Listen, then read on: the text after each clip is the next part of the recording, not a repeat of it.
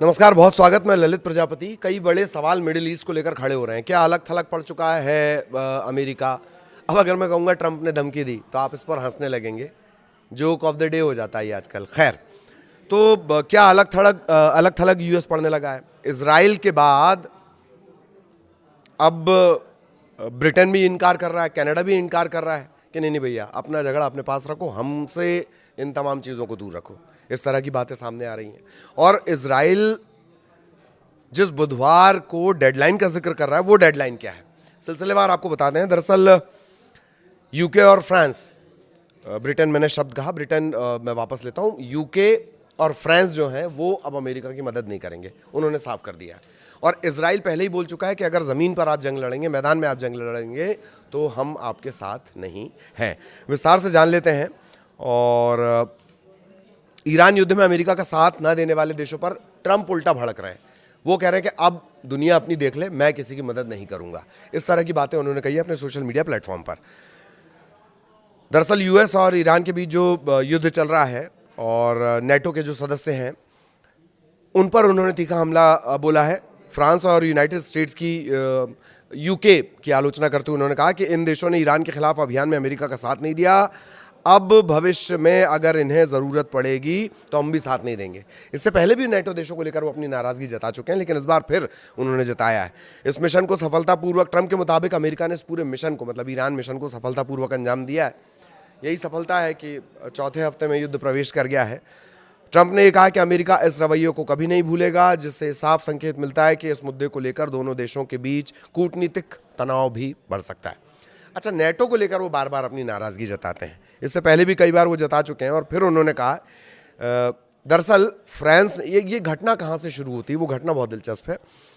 France ने अमेरिकी सैन्य आपूर्ति से लदे हुए एक विमान को अपने एयर स्पेस से गुजरने की अनुमति नहीं दी।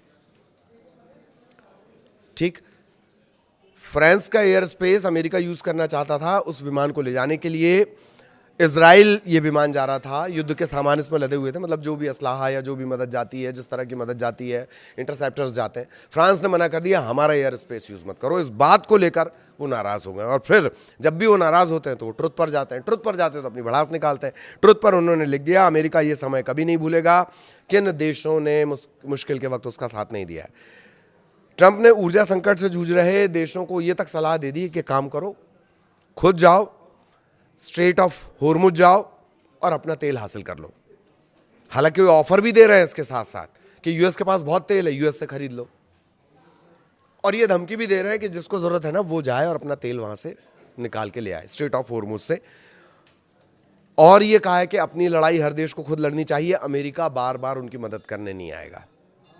बताइए किस देश ने कहा था अमेरिका को कि जाओ मदद कर दो? गजब ही बहाल है। लेकिन यह तय है कि ट्रंप धीरे धीरे इस लड़ाई में अकेले पड़ते जा रहे हैं। वैश्विक कूटनीतिक संबंधों में एक नई तनातनी ट्रंप के इस बयान के बाद है। पहले से ही मिडिल ईस्ट में तनाव है, ऊर्जा संकट लगातार चल रहा है, बाजार बुरी तरह लड़खड़ाए हुए हैं, महंगाई का एक संकट है, गैस का संकट आने वाला है, ईंधन का संकट आने वाला है। उन सब के बीच ये जो बयान आया है, कच्चे तेल के दाम लगातार बढ़ रहे हैं, 100 के ऊपर तो पहले ही जा चुके हैं। अमेरिका ने जो ईरान को वो लगातार नुकसान भी पहुंचा रहा है। युद्ध जो चल रहा है बुरी तरह, आपने देखा है कि जो एक टॉप लीडरशिप है वो शुरुआती हमलों में ही ख़त्म कर दी गई। बावजूद उसके ईरान अभी भी डटा हुआ है। और वहाँ आलम यह है कि जो ईरान के नेता हैं वो एक दूसरे से, जिसको कहते हैं फ्रंट में आकर मिल नहीं रहे हैं।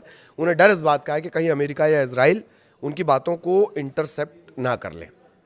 अब इजराइल वाले एंगल पर आ जाते हैं कि भैया ये बुधवार की डेडलाइन क्या दे रहा है, ये ईरान को लेकर इजराइल की ये बुधवार वाली डेडलाइन क्या है। ये तमाम बातें हो रही है और इन सब के बीच ऐसा लग रहा है कि ईरान में बुरी तरह अमेरिका फंस गया है। इजराइल की डेडलाइन क्या है? ईरान में ग्राउंड ऑपरेशन से उसने हाथ खींच लिए, ये तो हमने आपको पहले भी बताया है। उसने कहा कि हम इसमें नहीं पड़ेंगे। ईरान की दरअसल भौगोलिक स्थितियाँ ऐसी हैं कि वो बहुत सपोर्ट में है, ईरान के बहुत सपोर्ट में आती है, तो ज़मीनी युद्ध जीतना बहुत दुष्कर वहाँ पर हो जाता है। एक तरफ पहाड़ियाँ हैं और दुष्कर पहाड़ियाँ, छोटी मोटी नहीं है। ये भौगोलिक सपोर्ट है। तो इजराइल मना कर चुका है। अब बुधवार तक आईडीएफ जो है, इजराइल की जो डिफेंस फोर्स है, उसने बुधवार तक का एक टारगेट रखा है। क्रिटिकल और ज़रूरी कैटेगरी, 2 कैटेगरी अलग अलग उसने तय की हैं।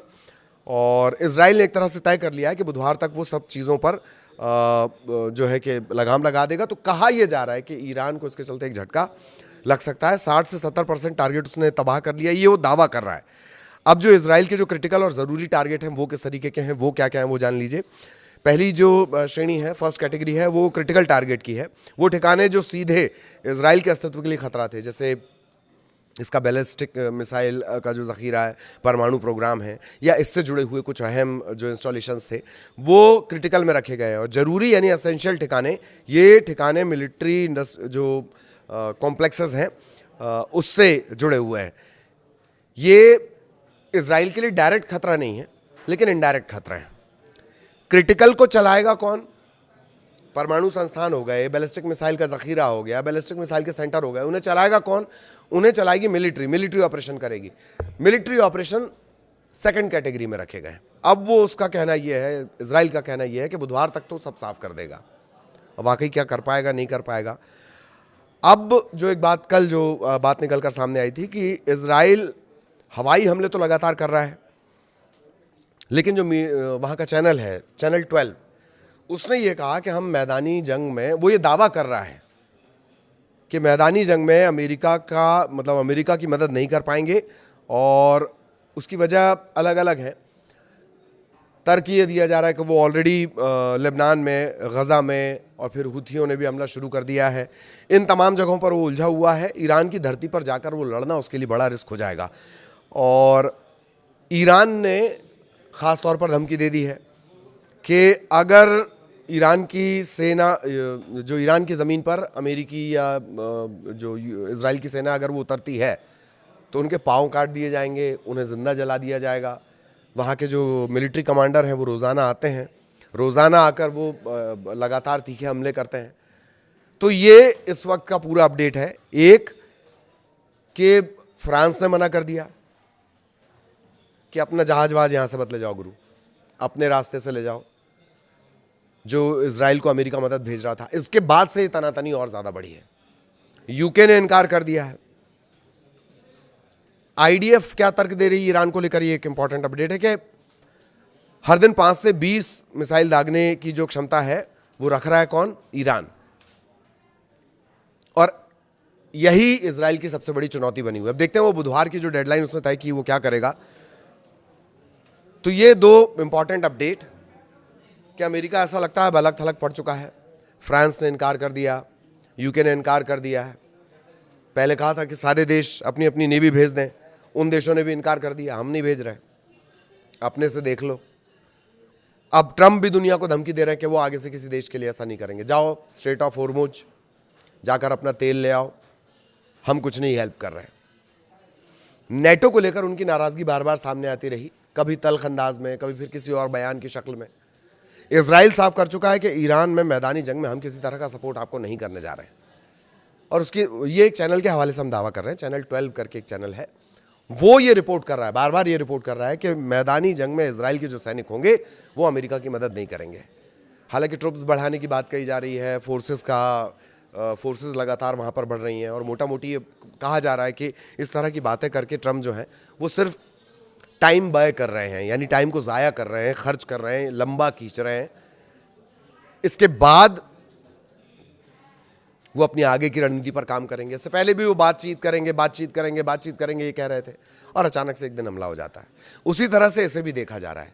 लेकिन फ्रांस का इस तरह से कह देना कि आप हमारे एयर स्पेस को यूज़ नहीं करेंगे, यूके का साफ इनकार कर देना, ये कहीं ना कहीं दिखा रहा है कि नाराज़गी बढ़ रही है। खुद ट्रंप अपने घर में लोगों की नाराज़गी का शिकार हो रहे हैं। 3000 से ज़्यादा जगहों पर प्रदर्शन और लाखों लोग इसमें शामिल हो रहे हैं। पहले तो ये प्रदर्शन अप्रवासियों को लेकर था, अब इसमें ऐड ऑन हो गया कि जो ईरान में आपने युद्ध भड़का रखा है, युद्ध फैला रखा है, उसे बंद कर दीजिए। नो किंग इसका स्लोगन दिया गया, उसमें ईरान को लेकर प्रोटेस्ट शामिल हो गए। लाखों लोग, 3000 से ज़्यादा प्रोटेस्ट हैं, 50 जगहों पर, अलग अलग जगहों पर ये प्रदर्शन हुए हैं और लाखों लोग सड़क पर उतरे हैं। तो अपने घर से भी नाराज़गी, सामने इलेक्शन है, नेटो देश साफ इनकार कर चुके हैं, इजराइल कह रहा है ज़मीन पे जंग अपने से लड़ दो, हम नहीं लड़ेंगे। यही इसीलिए ये सवाल कि क्या अमेरिका अलग थलग पड़ता जा रहा है। आगे भी अपडेट आप तक पहुंचाएंगे। नमस्कार।